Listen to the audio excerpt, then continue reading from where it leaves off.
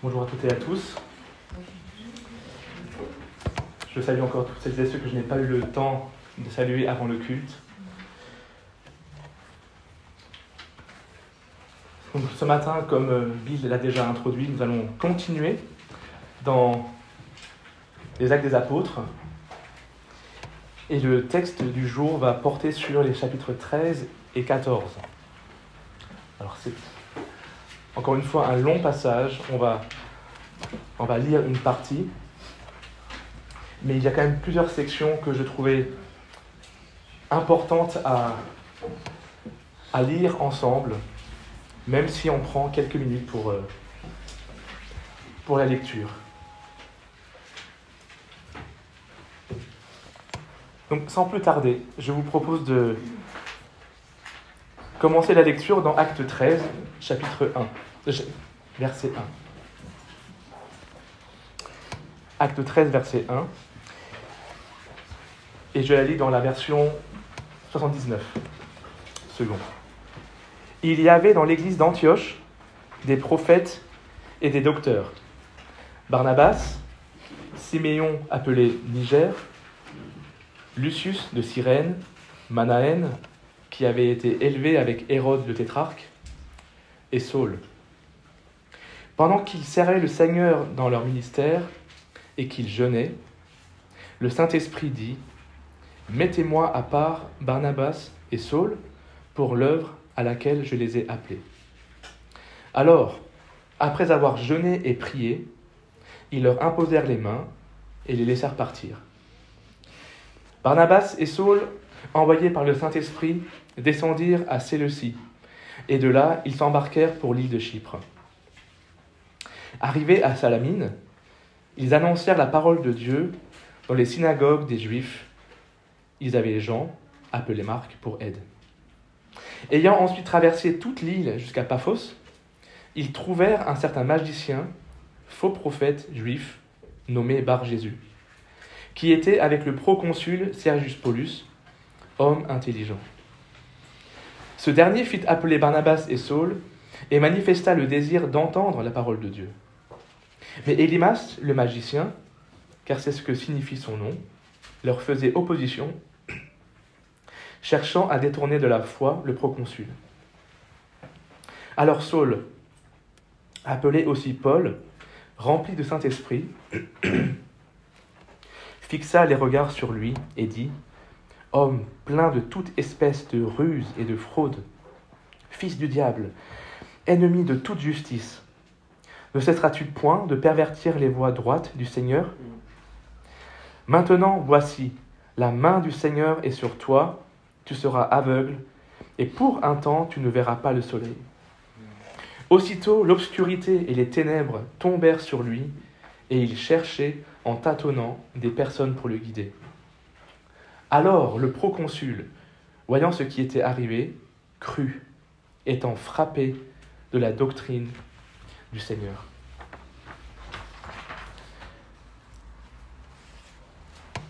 Verset 13. Je vais simplement lire les versets 13 à 15, en introduction à la première prédication de Paul dans notre texte. Paul et ses compagnons, s'étant embarqués à Paphos, se rendirent à Perge en Pamphylie. Jean-Marc se sépara d'eux et retourna à Jérusalem. De Perge, ils poursuivirent leur route et arrivèrent à Antioche de Pisidie. Étant entrés dans la synagogue le jour du sabbat, ils s'assirent.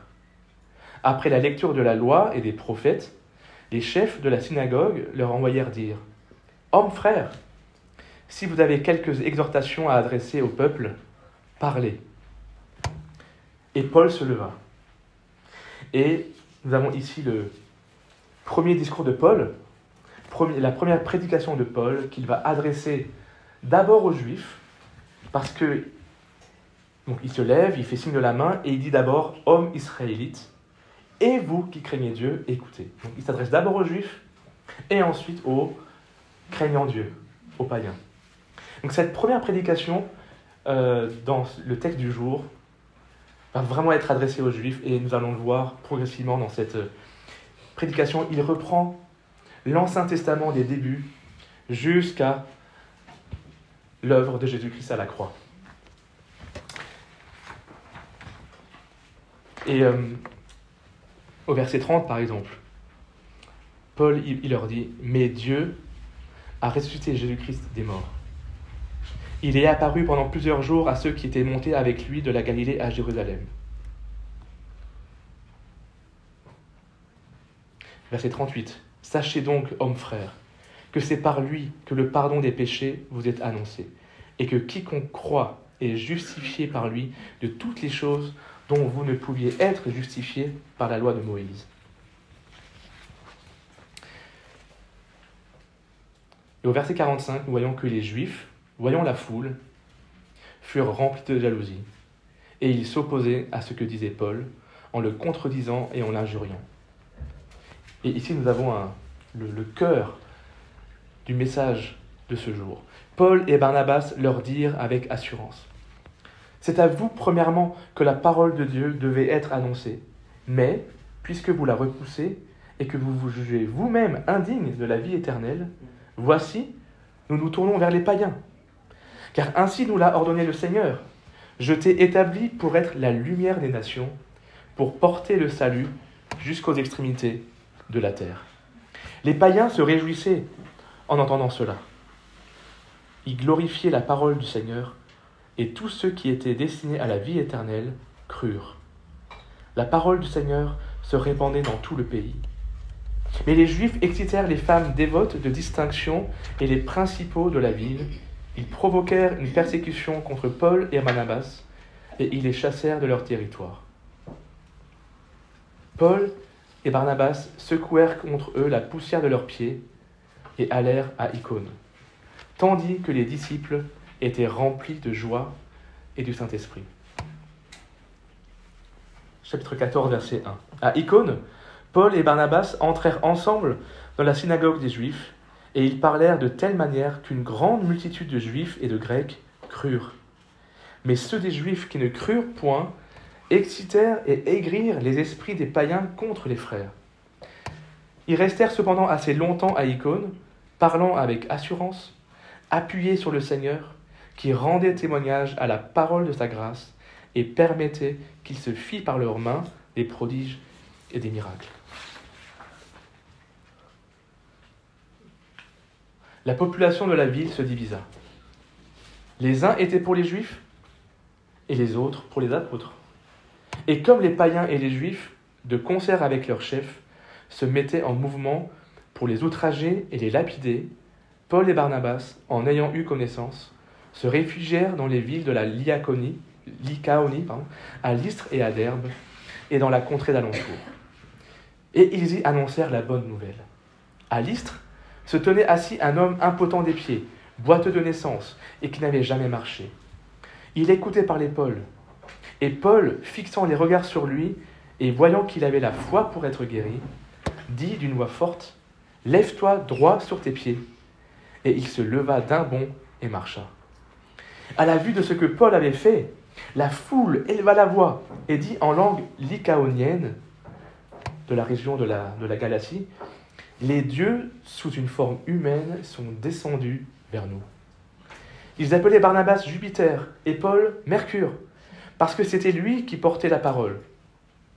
Le prêtre de Jupiter, dont le temple était à l'entrée de la ville, amena des taureaux avec des bandelettes vers les portes et voulait, de même que la foule, offrir un sacrifice.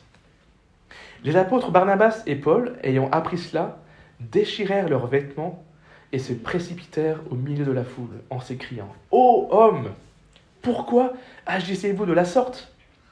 Nous aussi, nous sommes des hommes de la même nature que vous. Et vous apportons une bonne nouvelle, nous vous exhortons à renoncer à ces choses vaines, pour vous tourner vers le Dieu vivant, qui a fait le ciel, la terre, la mer et tout ce qui s'y trouve. Ce Dieu, dans les âges passés, a laissé toutes les nations suivre leur propre voie, quoiqu'il n'ait cessé de rendre témoignage de ce qu'il est, en faisant du bien, en vous dispensant du ciel les pluies et les saisons fertiles, en vous donnant la nourriture avec abondance et en remplissant vos cœurs de joie. À peine purent-ils, par ces paroles, empêcher la foule de leur offrir un sacrifice. Alors survinrent d'Antioche et d'Icône, vous vous rappelez ? les Juifs qui étaient à Antioche et Icône et qui les avaient déjà persécutés, qui voulaient les chasser, gagnèrent la foule à Lystre et qui, après avoir lapidé Paul, le traînèrent hors de la ville, pensant qu'il était mort. Mais les disciples l'ayant entouré, il se leva et entra dans la ville. Le lendemain, il partit pour Derbe avec Barnabas. Quand ils eurent évangélisé cette ville et fait un certain nombre de disciples, ils retournèrent à Lystre, à Icône et à Antioche, fortifiant l'esprit des disciples, les exhortant à persévérer dans la foi et disant que c'est par beaucoup de tribulations qu'il nous faut entrer dans le royaume de Dieu. Ils firent nommer des anciens dans chaque église. Et après avoir prié et jeûné, ils les recommandèrent au Seigneur en qui ils avaient cru. Traversant ensuite la Pisidie, ils vinrent en Pamphylie, annoncèrent la parole à Perge et descendirent à Attalie. De là, ils s'embarquèrent pour Antioche, d'où ils avaient été recommandés à la grâce de Dieu pour l'œuvre qu'ils venaient d'accomplir. Après leur arrivée, ils convoquèrent l'Église et racontèrent tout ce que Dieu avait fait avec eux et comment il avait ouvert aux nations la porte de la foi. Et ils demeurèrent assez longtemps avec les disciples. Jusqu'ici, la parole de Dieu. Amen. Je vous propose de prier courtement. Notre Père céleste, nous te remercions pour ta parole, qui est toujours encore aussi pertinente, vivante, vraie, inspirée de toi par ton esprit. Et Seigneur, ce matin encore, nous voulons nous placer devant ta parole, nous voulons être à ton écoute, que tu nous parles, que tu nous corriges, tu nous exhortes, tu nous instruises. Seigneur, que ce soit tes paroles qui passent à travers ma bouche et non pas les miennes.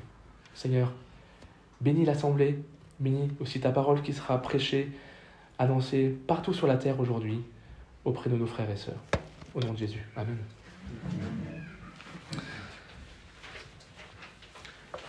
Quelques mots d'introduction après cette longue lecture, mais voilà qui était importante, je pense, de notifier. Vous avez tous reçu normalement, merci Ivana, un petit papier avec une carte qui représente la carte effectivement globale de l'Empire romain et avec le premier voyage de l'apôtre Paul. Excusez-moi pour le petit Saint Paul en bas à droite. J'ai récupéré ça sur Internet.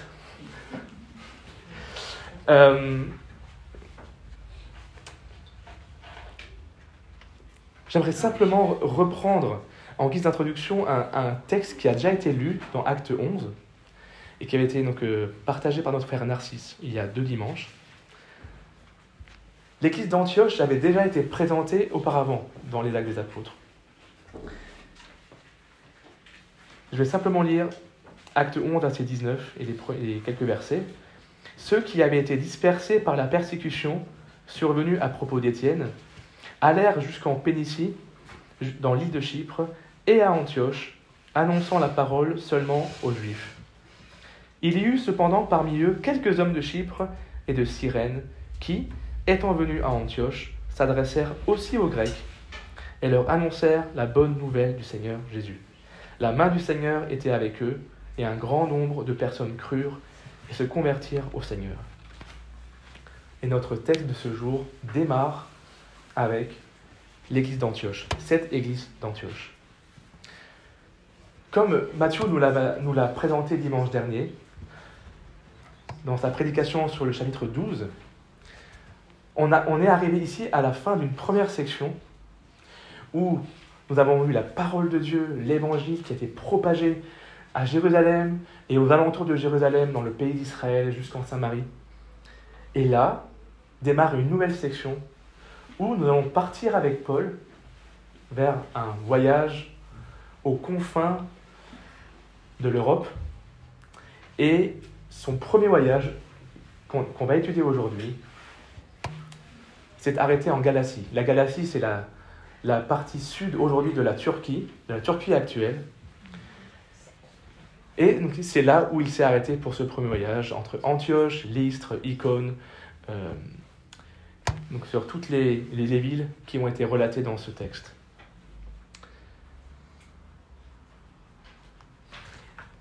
Et j'ai nommé la prédication de ce jour « La parole de Dieu gagne du terrain au loin ».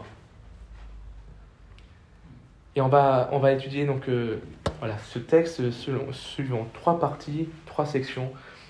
Tout d'abord, le Saint-Esprit à l'œuvre dans l'Église. Ensuite, la parole glorifiée par les païens. Et enfin, malgré l'opposition, l'Église est affermie dans la foi. Le Saint-Esprit à l'œuvre dans l'Église. Et j'ai eu à cœur de m'arrêter spécifiquement sur les 3 premiers versets de ce long texte qu'on a lu ensemble, parce qu'il est ô combien important, puisque c'est le départ, c'est le catalyseur ou l'étincelle qui a introduit la vie missionnaire de Paul et de ses collaborateurs. Je vais simplement relire ces 3 versets. « Il y avait dans l'église d'Antioche des prophètes et des docteurs. Barnabas, Siméon appelé Niger, Lucius de Cyrène, Manaën, qui avait été élevé avec Hérode le tétrarque, et Saul. Pendant qu'ils servaient le Seigneur dans leur ministère et qu'ils jeûnaient, le Saint-Esprit dit, « Mettez-moi à part Barnabas et Saul pour l'œuvre à laquelle je les ai appelés. » Alors, après avoir jeûné et prié, ils leur imposèrent les mains et les laissèrent partir. Tout d'abord, on voit une église qui est dense de ministères, de dons. Il y avait dans cette église d'Antioche des prophètes et des docteurs. Et ce que je trouve tellement beau, c'est de voir la diversité des origines, des arrière-plans. Et c'était une église multiculturelle. Ça vous parle ? La multiculturalité ? Une église multiculturelle. Une église qui avait en son cœur beaucoup de dons et de ministères. Barnabas, Siméon appelé Niger. Donc Barnabas était issu de Chypre. Siméon appelé Niger. Lucius de Cyrène. Cyrène qui était une ville grecque. Donc il y avait un grec parmi ses docteurs et ses prophètes. Manaën qui avait été élevé avec Hérode le tétrarque. Donc encore d'un autre arrière-plan, il avait travaillé avec ce roi qui gouvernait sur la Judée, sur Israël, et Saul, encore appelé Saul à ce moment-là. Et pendant qu'ils servaient le Seigneur dans leur ministère et qu'ils jeûnaient, le Saint-Esprit dit. Pendant qu'ils servaient le Seigneur. Une église effectivement remplie de personnes, de personnalités fortes, caractères, des dons, des ministères, mais qui étaient en action. Ils servaient le Seigneur. Et il y a vraiment, comme Bill a déjà introduit dans la présidence, 2 notions importantes, dont une principale, la prière. Ils jeûnaient, priaient. Je pense qu'aujourd'hui, on a de moins en moins l'habitude du jeûne, réellement de ce que ça signifie le jeûne. Jésus en parle dans les évangiles, on le voit également dans les actes des apôtres, dans les épîtres. Le jeûne faisait partie de la vie de piété de l'Église, des croyants de l'Église primitive. Et je suis convaincu que parmi nous, certains et d'autres le vivent encore. Mais comment pouvoir mettre une illustration ou un parallèle sur ce que peut être le jeûne aussi pour nous aujourd'hui ? Mettre du temps à part, nous consacrer, mettre de côté ce qui pourrait nous brouiller l'esprit. Je pense aux téléphones, qui sont maintenant de plus en plus smart. Malheureusement pour nous, on est de plus en plus dépendants de nos smartphones, de nos iPads, de nos écrans. Jeûner, passer du temps pour Dieu, et c'est aussi faire silence, se mettre à son écoute. C'est ce que faisaient ses frères et sœurs dans l'église d'Antioche.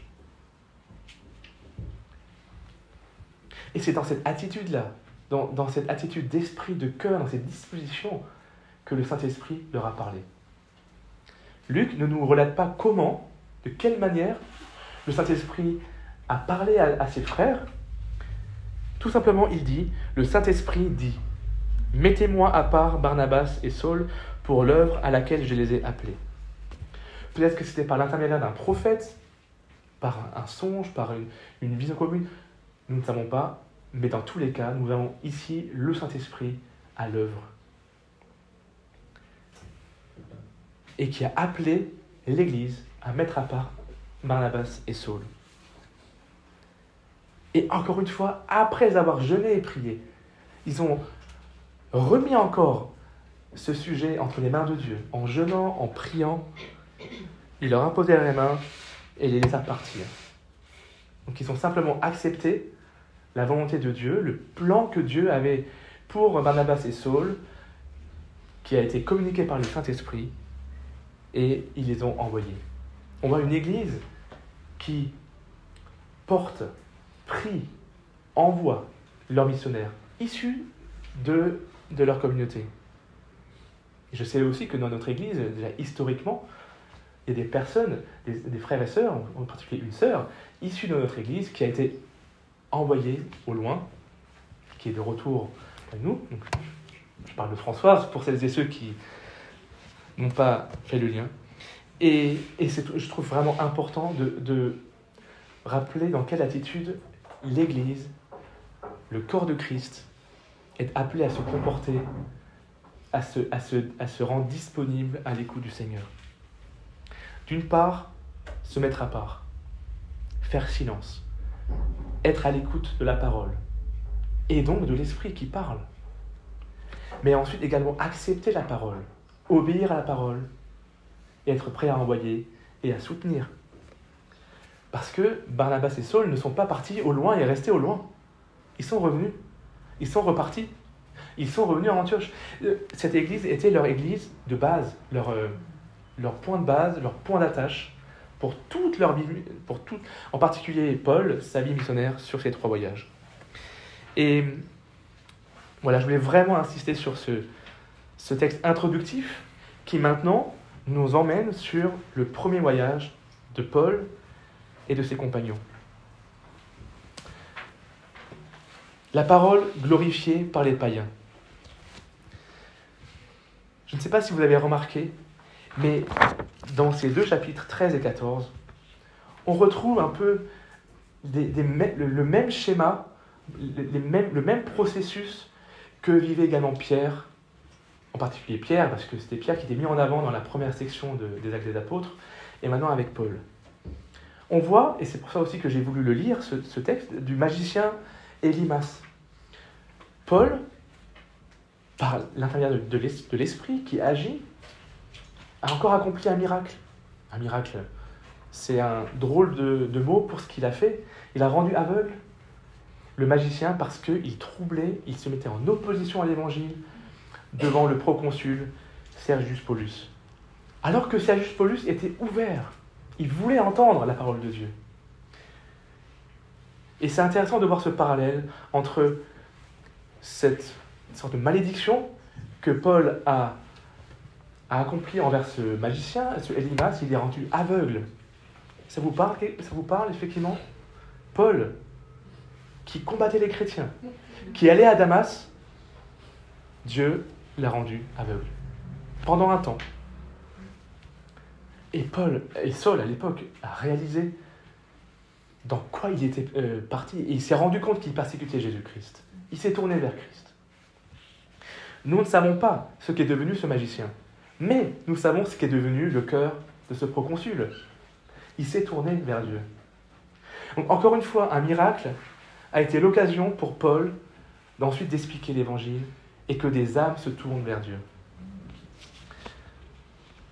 Et tout au long de ce texte, nous avons des prédications qui sont agrémentées de l'opposition des Juifs, une nouvelle prédication aux païens et une nouvelle opposition des Juifs, comme ce qu'a vécu Pierre, Jean et les apôtres à l'époque. Mais ce qui ressort Et ce que j'ai trouvé vraiment incroyable, c'est qu'à aucun moment, alors à part les païens qui ont été influencés par les Juifs, on voit une attitude similaire de la part de tous les païens qui reçoivent la parole de Dieu, qui reçoivent l'Évangile. Ils étaient heureux, ils avaient soif, ils se réjouissaient, ils avaient la joie, ils glorifiaient la parole du Seigneur. Acte 13, verset 48. Et c'est pour ça que je trouve que ce verset 48 de Acte 13 est central, parce que on voit ici de quelle manière les païens, donc ces nations, étaient prêtes à recevoir la parole de Dieu. Les païens se réjouissaient en entendant cela, ils glorifiaient la parole du Seigneur, et tous ceux qui étaient destinés à la vie éternelle crurent. Quand les païens ont entendu de la bouche de Paul que désormais la promesse de Dieu est aussi pour eux, mais vous imaginez la joie qu'ils avaient dans leur cœur? Nous avons maintenant ce privilège aussi d'appartenir au corps de Christ, d'appartenir au peuple de Dieu, enfants de Dieu, filles et fils du Dieu vivant. Et ça m'a vraiment interpellé quand j'ai étudié ce texte. Comment est-ce que nous, aujourd'hui, nous nous comportons vis-à-vis de cette grâce que Dieu nous a faite un jour? Est-ce que, toujours à nouveau, nous sommes dans cette joie? Est-ce que nous nous réjouissons de cette grâce que Dieu nous a faite un jour, de nous avoir intégrés dans son plan, alors que nous n'étions pas du tout prévus, nous étions loin, nous étions étrangers de ses promesses, Éphésiens 2. Réjouissons-nous en entendant la parole, réjouissons-nous en entendant le message de l'Évangile. Il est encore vrai aujourd'hui. Et si tu es dans cette pièce et que tu n'as pas encore fait cette démarche de croire en Jésus-Christ, d'accepter que, oui, nous sommes pécheurs et qu'en Jésus, nous pouvons avoir le pardon de nos péchés, comme Paul l'a encore répété au verset 38.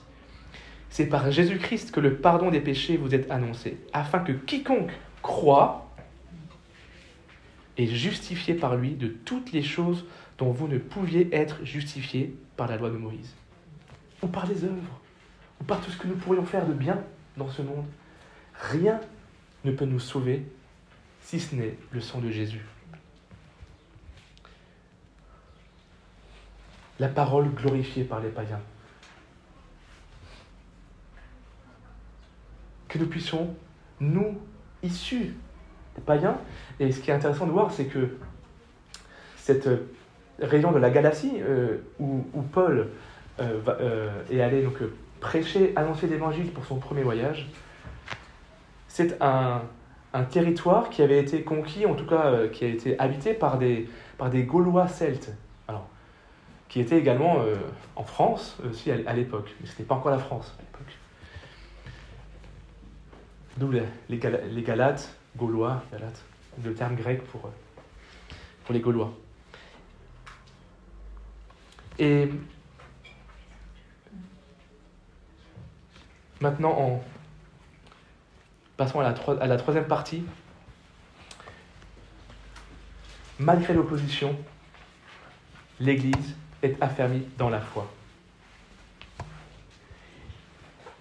Et je voulais juste relever plusieurs mentions dans les derniers chapitres, acte 11, acte 13, acte 14, où il nous est dit de quelle manière les apôtres se comportaient vis-à-vis de l'Église, des églises dans lesquelles ils se trouvaient.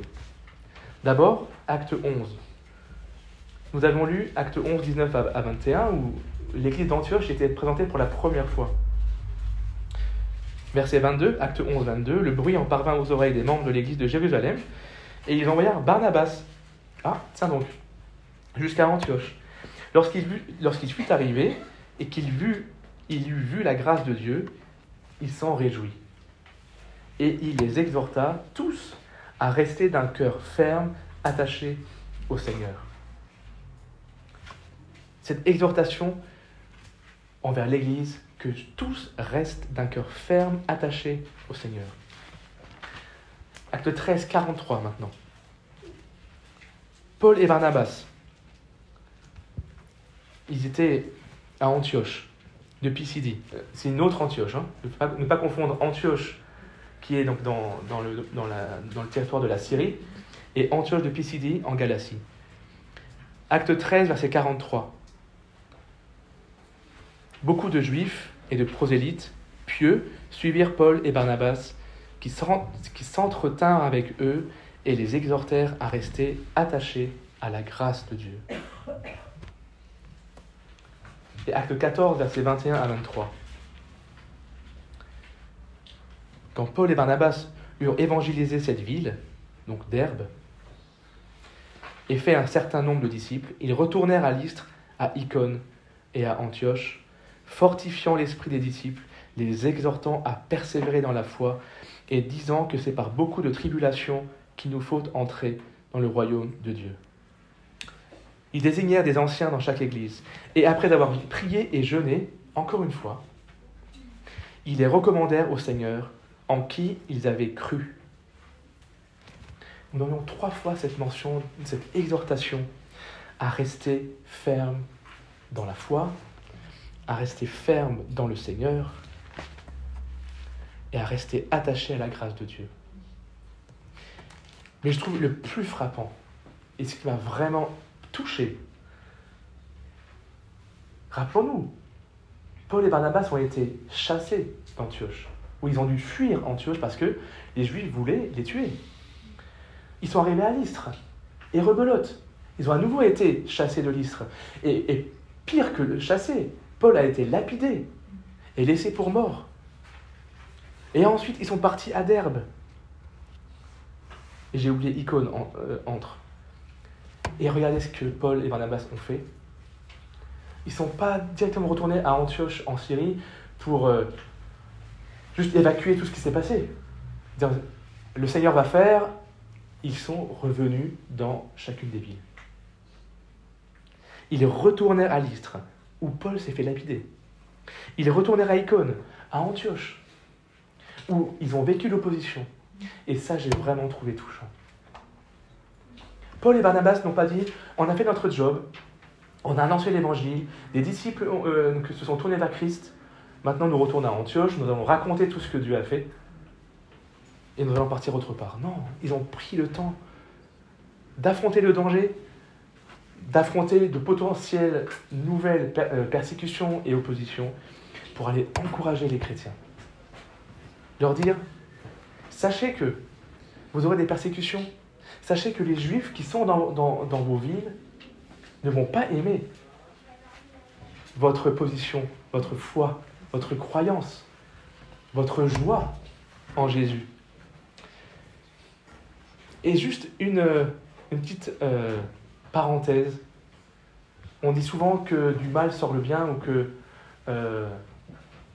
du bien est produit à travers le mal. Vous savez d'où est originaire Timothée?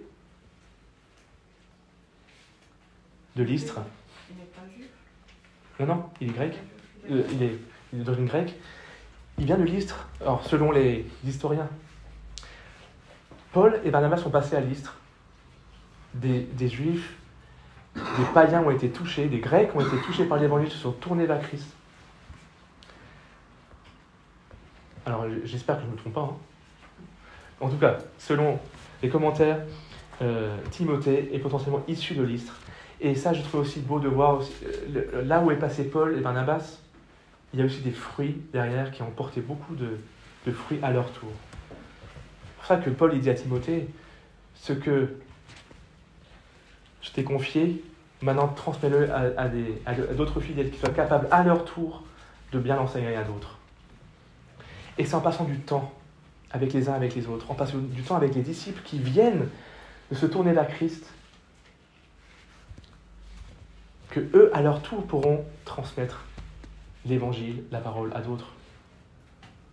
C'est ô combien important de passer du temps avec les frères et sœurs qui se tournent vers le Seigneur. mais pas juste les laisser dans leur cheminement avec le Seigneur. Important d'accompagner, de cheminer, prendre du temps, prier, aller boire un verre. Plein de choses que nous pouvons faire aujourd'hui. Mais c'est important d'accompagner celles et ceux qui se tournent vers Christ. En conclusion, ce texte qui nous montre encore une fois l'action incroyable du Saint-Esprit au sein même de l'Église.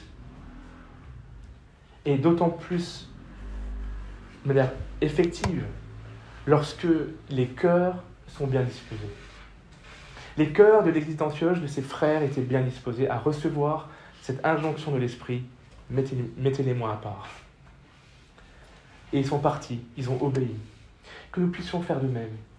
Soyons des disciples de Jésus-Christ qui désirent jour après jour marcher toujours plus proche de notre Seigneur, marcher dans ses pas, passer du temps à méditer sa parole, à être à l'écoute de la parole de Dieu, qui est vivante, qui agit par l'Esprit. Et soyons des disciples obéissants. Nous n'allons pas tous recevoir ici un appel à partir en mission loin à l'étranger. Certains sont dans notre Église, venant de loin dans notre Église. Je pense à Léonie, par exemple. Et nous aurons tous des appels bien spécifiques par rapport à ce que Dieu a en vue pour nous. Mais la chose primordiale, c'est que nous soyons à l'écoute. Nous ne soyons pas fermés à ce que Dieu veut pour nous. Même s'il nous envoie dans une direction contraire à ce qu'on espérait ou de ce qu'on aimerait, allons-y, à l'écoute, obéissons. Et soyons encouragés par nos frères et sœurs qui partent au loin, missionnaires, qui vivent la persécution, l'opposition. Pensons à nos frères et sœurs persécutés dans les pays où l'évangile est proscrit et interdit, où la foi en Jésus-Christ est bannie. Prions pour eux. Jeûnons, prions pour nos frères et sœurs. Et soyons reconnaissants aussi pour toutes ces âmes dans ces pays-là où il y a l'opposition et où beaucoup d'âmes se tournent vers le Seigneur. C'est ça qui est incroyable. Dans l'opposition, la parole de Dieu continue à gagner du terrain. Auprès comme au loin. Soyons encouragés. Amen.